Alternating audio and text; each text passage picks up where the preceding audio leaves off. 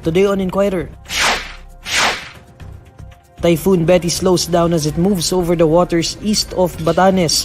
Wind signals still up in areas in Northern Luzon. Total affected individuals reaches 11,000. Senator Robin Padilla resigns as the Executive Vice President of PDP-Laban. Metro Manila's COVID-19 positivity rate drops even further to 21%. And the Miami Heat dominate the Boston Celtics in Game 7 to reach NBA Finals.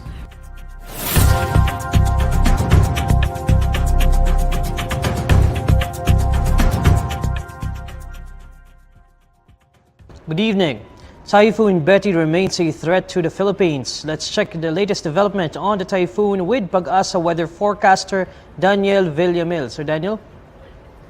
Good afternoon, interviewers here. So as of 4 p.m. today, itong sentro ng mata ni Typhoon Betty ay huling namataan sa layong 315 kilometers silangan ng Basco, Batanes.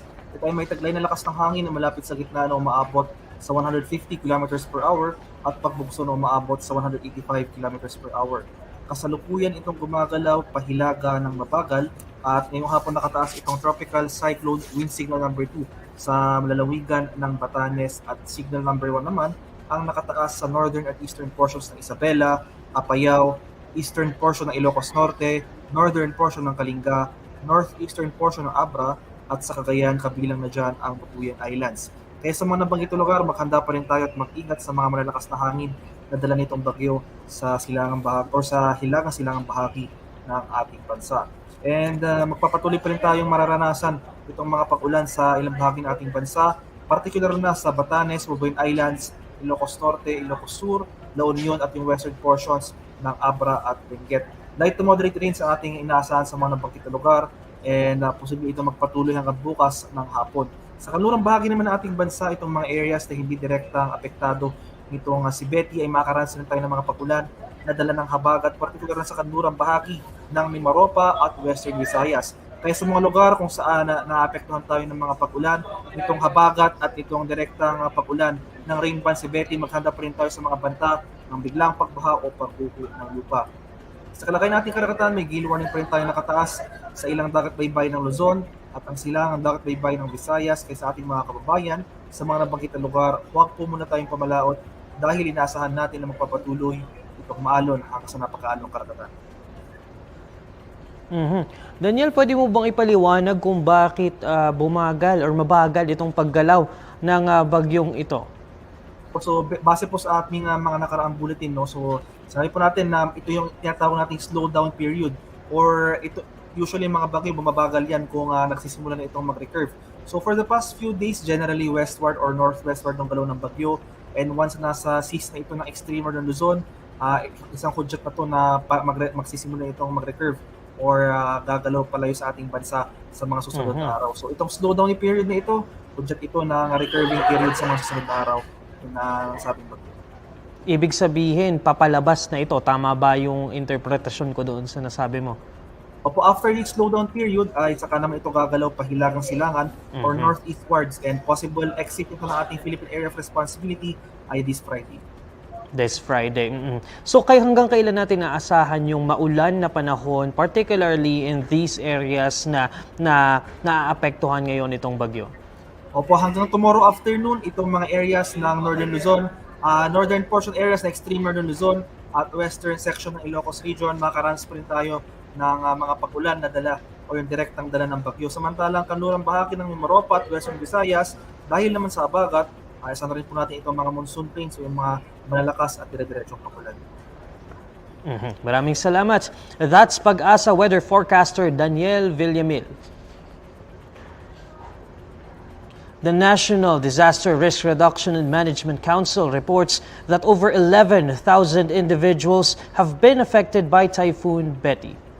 In its situational report on Tuesday, the NDRRMC says Typhoon Betty has affected a total of 11,264 individuals or 2,859 families.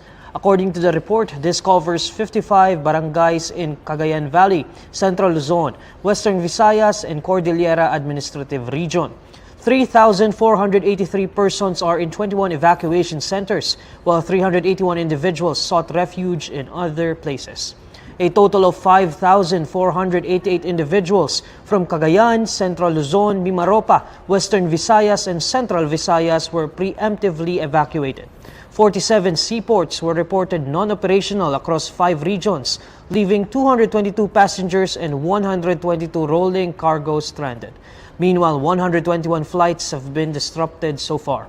Earlier, the NDRRMC said it has activated its emergency preparedness and response protocols in areas likely to be affected by Typhoon Betty. Amid risk of his expulsion from the House of Representatives, Negros Oriental Representative Arne Teves says he is powerless against certain officials who may seek for his removal. In a television interview, Teves says he is, quote, powerless against the Speaker and the Chairman when asked about his possible expulsion from the House. The embattled lawmaker was referring to House Speaker Martin Romualdez and House Ethics Panel Chairperson Filimon Espares. He adds that it's the, quote, rule of the boss and not the rule of the law that prevailed in the panel's decision.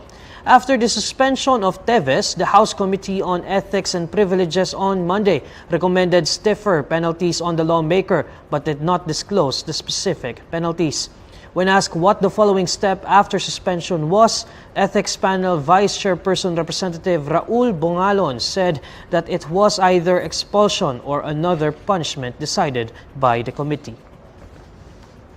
Budget Secretary Amena Pangandaman says she is optimistic that the Maharlika Investment Fund bill will be approved by a bicameral conference committee and ratified by Congress within the remaining session days.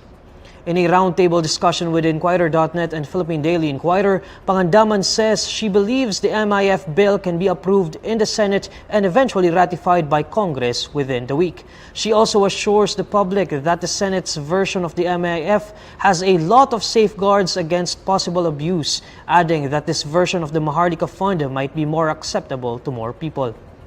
In the Senate, they had 3 committee hearings, 3 technical working groups, and then 2 weeks na yung interpellation sa floor. So I think we've exhausted all their time and effort in making sure that the law that they're going to pass is something that is good. Meanwhile, Pangandaman says targeted cash transfers or social aid would continue to be part of the 2024 budget. According to Pangandaman, for the 2023 General Appropriations Act, the government still has 646.1 billion pesos worth of funds for social cash assistance programs.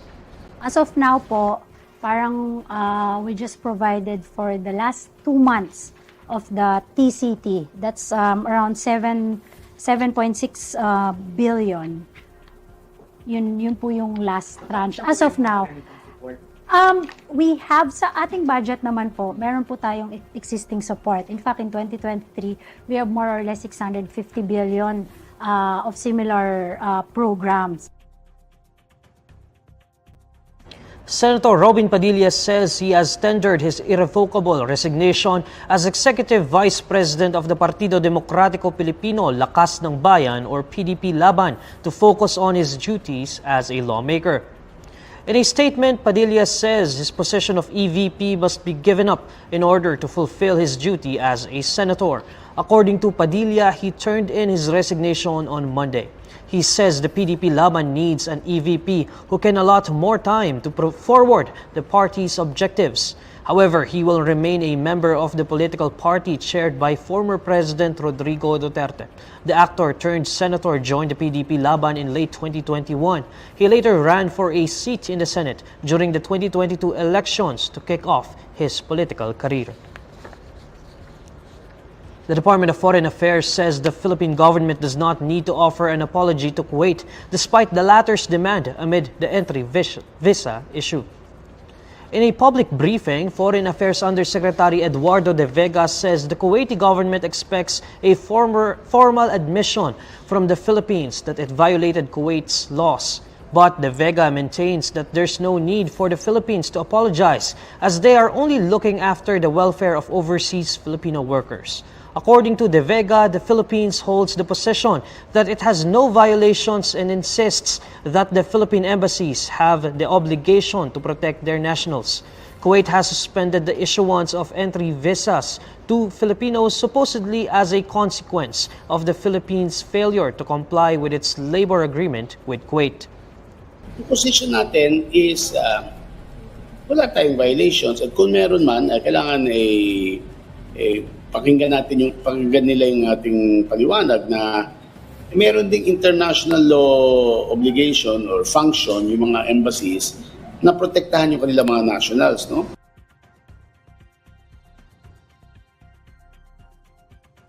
The House of Representatives approves on the third and final reading a bill that would establish the actual maritime jurisdiction of the country or the Philippine Maritime Zones. House Bill number 7819 or the proposed Philippine Maritime Zones Act was approved with 284 lawmakers voting in the affirmative. None of those present voted against it or abstained. Speaker Ferdinand Martin Romualdez says the bill would provide the country flexibility regarding maritime rights following the United Nations Convention on the Law of the Sea. Included in the country's maritime zones will be the internal waters, archipelagic waters, territorial sea, contiguous zone, exclusive economic zone, and continental shelf. Pandemic Monitor Octa research says Metro Manila's COVID-19 positivity rate drops even further to 21.2%. Zakarian Sarao has the report. Metro Manila's COVID-19 positivity rate decreased to 21.2% as of May 28, down from 25.2% the previous week, according to data released by Octa research fellow Guido David. Along with it is the decrease of the NCR's reproduction number from 1 to 0.97. The reproduction number indicates the speed of the virus spread. The higher the number, the faster the spread. Despite this, David noted that hospital occupancy slightly went up to 29.1% from the previous week's 28.29%. Meanwhile, despite the recorded decline in infections in NCR, spikes emerged in several Luzon provinces with 10 out of 18 monitored areas continuing to record a surge in positivity rate. Notable increases in positivity rate included Oriental Mindoro, Bataan, Tarlac and Cagayan, while major declines were observed in Isabela, Laguna and Batangas. On the other hand, the nationwide positivity rate slightly dipped to 22.24%, as the Department of Health reported 1,385 new cases on May 29, of which 432 were recorded in Metro Manila. It should be noted that DOH officer in charge Maria Rosario Vergere previously explained that fluctuations in the number of infections are expected due to the lower number of tests conducted and the people's increased mobility. This is Zakarian Sarao reporting for INQUIRER.net. A magnitude 4.8 earthquake struck Surigao City and nearby areas before dawn on Tuesday. The Philippine Institute of Volcanology and Seismology says the tectonic tremor occurred at 1:08 a.m. The quake's epicenter is estimated 13 kilometers northwest of San Francisco town in Surigao del Norte. It had a depth of 13 kilometers.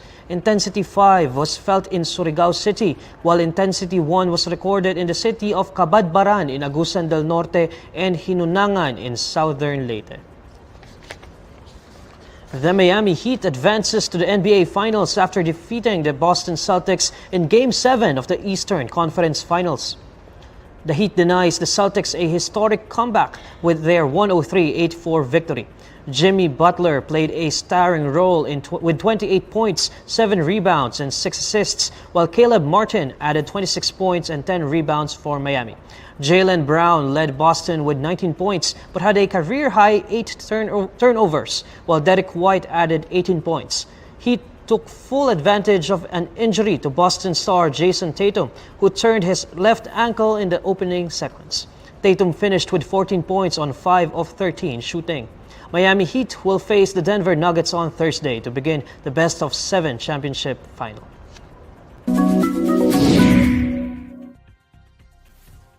Alamin naman natin ang mainit na balita sa mundo ng showbiz kasama si Irvin Santiago ng Bandera. Irvin?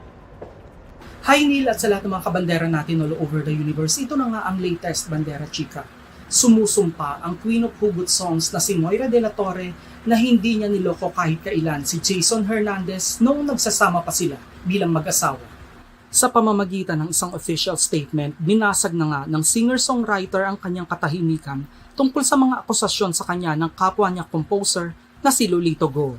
Ayon kay Moira, hindi niya ma-imagine ang sarili na nag-e-explain sa publiko kung bakit nasira ang pagsasama nila ni Jason at para i-justify ang kondisyon ng kanyang mental health. Pero sabi ng huguterang singer, kailangang ipaglaban at idepensa niya ang sarili laban sa mga kasinungalingan at fake news na naglalabasan hinggil sa kanyang pagkatao upang protektahan at panindigan ang katotohanan. Ipinagdiinan ni Moira na kailanman ay hindi niya niloko ang asawa at wala siyang kinalantaring ibang lalaki noong nagsasama pa sila as married couple. Wala rin daw siyang kinukuha at binabayarang ghostwriter para makabuo ng kanta tulad ng malisyosong akusasyon ni Lolito Go. Napakaswerte nga raw niya dahil may mga talentado at marerespetong artist na game na nakipag-collaborate sa kanya sa loob ng maraming taon. Handa rin ng singer-songwriter na maglabas ng mga ebidensya para patunayan ang kanyang mga pahayag gaya ng mga screenshots ng kanyang pakikipag-usap at mga recording ng mga kantang pinasikat niya. Ayon pa kay Moira, ang focus niya ngayon ay ang paggamot sa lahat ng tinamong sugat mula sa mga pinagdaanang pagsubok na nagdulot sa kanya ng matinding trauma. Samantala, abangers na ang madlang people kung itutuloy pa ng kampo ni Moira ang pagdedemanda kay Lolito Go matapos itong maglitanya ng kanyang mga nalalaman sa nasirang relasyon ng nagkahiwalay na mag-asawa.